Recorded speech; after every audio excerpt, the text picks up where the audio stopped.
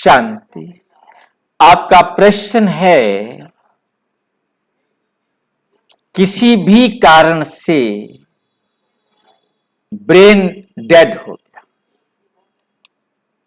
Brain dead होने का कारण होता है, समझ लेना है कि हमारे ब्रेन को 3 मिनट तक यदि ऑक्सीजन नहीं मिली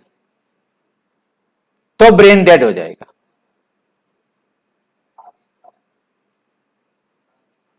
और सीपीआर दे करके उसे हमने चालू कर लिया, शरीर तो चल गया, आत्मा ने अपनी सीट ले ली, परंतु ब्रेन जो है वो वर्क नहीं कर रहा। अब वो जो भी आत्मा ऑर्डर कर रही है वो ब्रेन के द्वारा ही ऑर्डर करती है,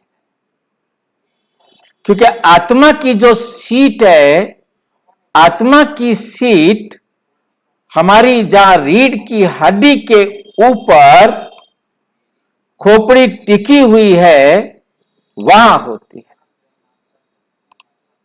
जहां आत्मा जो भी मैसेज ब्रेन में जाता है, जो भी मैसेज ब्रेन में जाता है उसको रीड करती है, उसको स्टोर करती है और उसके अनुसार फिर सारे काम करती है। तो हमें बहुत अच्छी तरह से समझना है कि आत्मा की जो सीट है वे ब्रेन में यहां होती है। यह है हमारी रीढ़ की हड्डी जिसके ऊपर ये खोपड़ी सारी टिकी हुई है और उसके 3 साइड में एक तरफ पीनियल ग्लैंड है, एक तरफ पिट्यूटरी ग्लैंड है और एक तरफ हाइपोथैलेमस।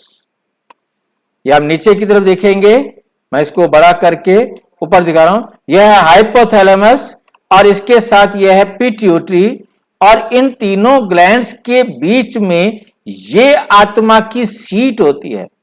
ये तो हम आपको थोड़ा बड़ा करके चित्र देख रहे हैं। आत्मा इतनी सूक्ष्म है जिसको हम किसी सूक्ष्मदर्शी यंत्र से नहीं देख सकते, जिसको हम दुनिया के किसी भी सूक्ष्मदर्शी यंत्र से नहीं देख सकते। जब हम उसे देख नहीं सकते और वो इस शरीर से क्या करती है, अपने सारे कर्म कराती है। यहां से जो भी मैसेज आया ये रीढ़ की हड्डी से उस मैसेज को वो रीड करती है और यहीं से पीनियल, पिट्यूटरी और हाइपोथैलेमस को ऑर्डर करती है। अब ये जो ऑर्डर करने वाले पार्ट्स हैं, ये बॉडी से हार्मोन्स रिलीज करने वाले जो पार्ट हैं, बॉडी के पास आने वाले जो पार्ट हैं, वो डेड हो गए। अब आप उसको चोंटते हैं, उसे कुछ पता नहीं चलता क्योंकि वो मैसेज जा ही नहीं रहा। आप बोलते हैं कान से, उसके पास मैसेज जा ही नहीं रहा। अब वो मैसेज वहां पहुंच नहीं रहा, वो पार्ट डेड हो गया है। अब वो कभी भी शरीर लंबे टाइम तक रह सकता है जब तक शरीर में आप भोजन देते रहेंगे, शरीर को ऑक्सीजन देते रहेंगे। वो ऑक्सीजन भी खुद नहीं ले सकता। फेफड़े चल रहे हैं, फेफड़े चल रहे हैं, परंतु फेफड़े कब रुक जाएंगे उसका कोई भरोसा नहीं। कब तक चलेंगे फेफड़े? जब तक उसको प्रॉपर एनर्जी मिलती रहेगी।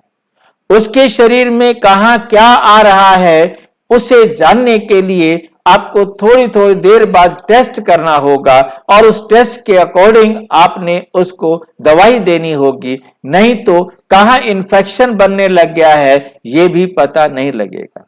कौन सा पार्ट डेड हो रहा है ये नहीं पता लगेगा। शरीर को भूख लग रही है ये पता नहीं लगेगा, क्योंकि ब्रेन ने सारे रिकॉर्ड जो मैसेज हैं वो देने थे, वो सारे के सारे क्या हो गए, रुक गए। अब ब्रेन पूरा मैसेज नहीं दे रहा, ब्रेन वर्क नहीं कर रहा, ना मैसेज ले रहा है ना ऑर्डर दे रहा है। तो आना और जाना जो पूरे शरीर का कंट्रोल रूम है, जिसे हम आज्ञा चक्र कहते हैं, वो रुक गया है। अब इस शरीर को आप एक मशीन समझ सकते हैं, आत्मा है। अब इस शरीर को कितने भी साल तक, 5 साल, 10 साल, 15 साल, 20 साल तक भी, जितना भी लंबे टाइम तक आप रखना चाहें रख सकते हैं, परंतु आत्मा है, शरीर है, परंतु वो कोई काम नहीं कर सकता। ना वो सुन सकता है, ना बोल सकता है, ना उठ सकता है, ना कुछ।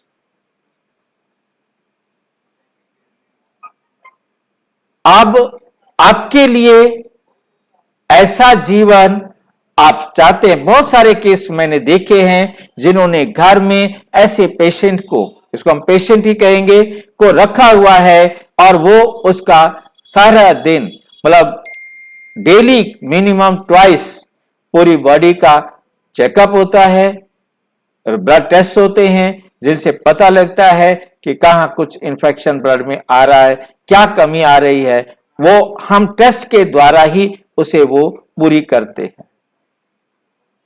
अब ऐसे समय में वो दोबारा ब्रेन रिवाइव नहीं हो सकता, ब्रेन किसी दूसरे का लेकर हम वहां ट्रांसप्लांट नहीं कर सकते, तो वो रिपेयरेबल नहीं है, ट्रांसप्लांट नहीं हो सकता, दूसरा कहीं से लेकर हम उसको लगा नहीं सकते। अब ऐसे में अब आप विचार कर लीजिए कि उस बॉडी को आप रखना चाहते हैं। अब उनके अंगों को हम दान कर देते हैं, तो ये सबसे बेस्ट वर्क है कि कोई और तो जी सकते हैं। एक एक अंग एक एक को जीवन दे सकता है। अब 2 किडनियां हैं, 2 व्यक्तियों को एक एक किडनी मिल जाए, वो उतने समय तक जीवित रह सकते हैं। किसी को लीवर चाहिए, किसी को आंखें चाहिए, किसी को हार्ट चाहिए, उनका जीवन चल सकता है। एक एक अंग एक एक व्यक्ति के जीने का सहयोगी बन सकता है।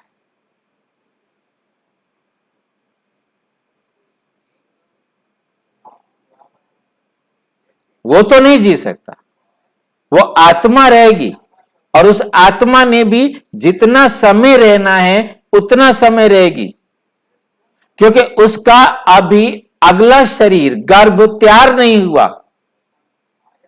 इसलिए क्योंकि इसने यहां रहना है, 1 महीना रहना है, 2 महीना रहना है, साल रहना है, 6 महीने रहना है, 10 साल रहना है।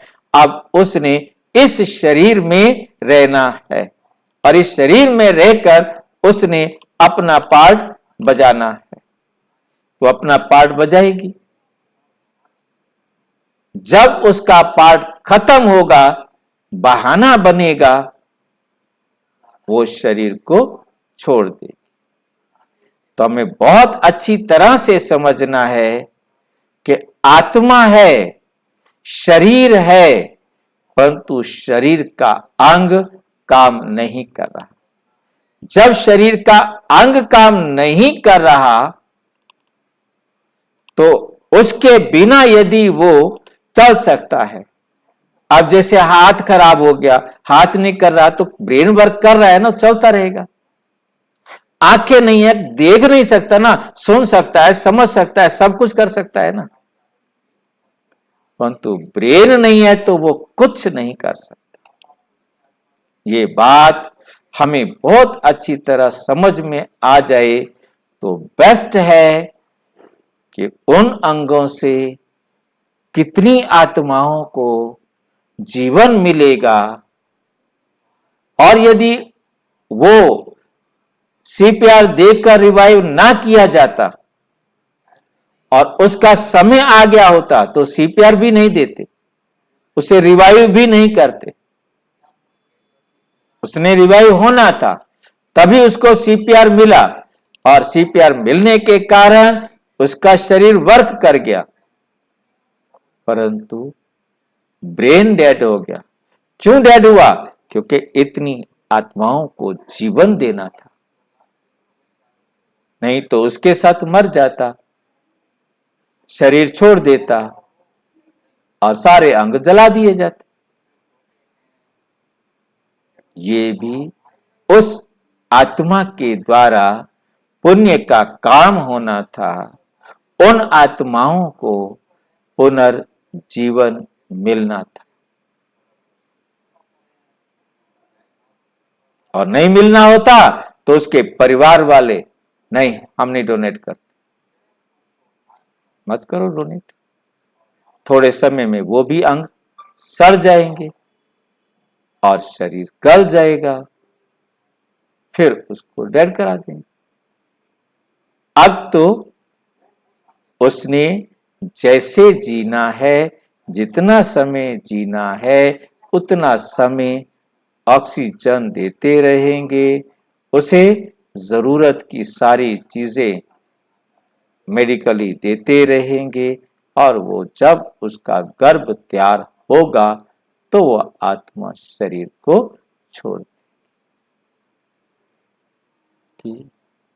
और अच्छी तरह से समझना हो तो प्रजापिता ब्रह्मा कुमारी ईश्वरीय विश्वविद्यालय के किसी भी सेवा केंद्र पर संपर्क करें, और यदि कोई प्रश्न हो तो 9213106986 पर केवल टेलीग्राम करें, 9650692270 पर केवल व्हाट्सएप करें, फोन नहीं। ओम शांति।